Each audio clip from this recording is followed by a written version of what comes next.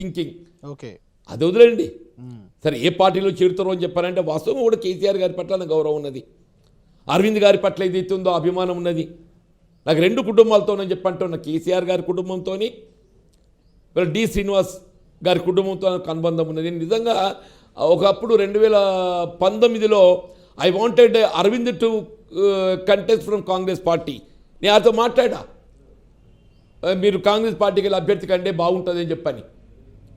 అన్నప్పుడు పరిస్థితులు ఏదైతుందో కాంగ్రెస్ గెలుపు అవకాశాలు లేవు అని చెప్పని, మరి ఆయన ideological or whatever it is ఆయన టుక్ ఛాన్స్ ఫ్రమ్ బీజేపీ.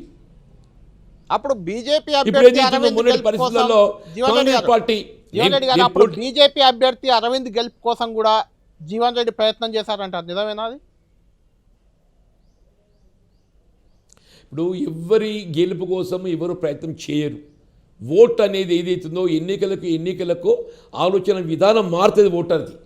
వాళ్ళ ఉదాహరణకు సిద్దిపేటే ఉంది హరీష్ రావు గారు, ఆయన ఎమ్మెల్యేగా ఏదైతుందో ఆయనకు వచ్చిన ఓటు పర్సెంటేజ్ ఎంత, ఎంపీగా ఆ ఓటు ఎందుకు పోలు చేయించలేకపోయిండు? ఆయననైతే ఆయన సిద్దిపేటలో ఆయన ప్రభావం తగ్గాలని కోరుకోడు కదా. అవును. ఇప్పుడు నిజంగానే మీరు అన్నట్టు 2019లో అరవింద్ గారు గెలవాలి, సరే నాకు కవిత గారు గెలవాలని ఉండదు. నా ఓటమి ప్రధాన కారకురాలు కవిత గారు అంటే ఒక భావన కలిగి ఉన్నా కాబట్టి వారు గెలవాలని నాకు ఉండదు, కాంగ్రెస్ గెలవాలని ఉంటుంది. అవును.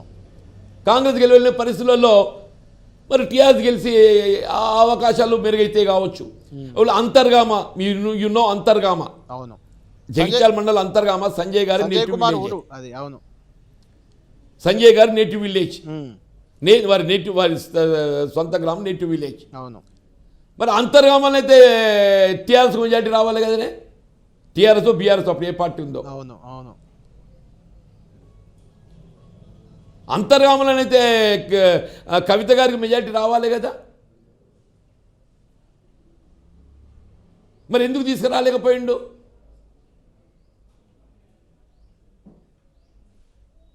ఎన్నిక అనేది ఏదైతుందో ఎలక్షన్ టు ఎలక్షన్ మార్పులు దొరుకుతాయి. ఓటర్ ఆలోచన విధానం మారుతుంది.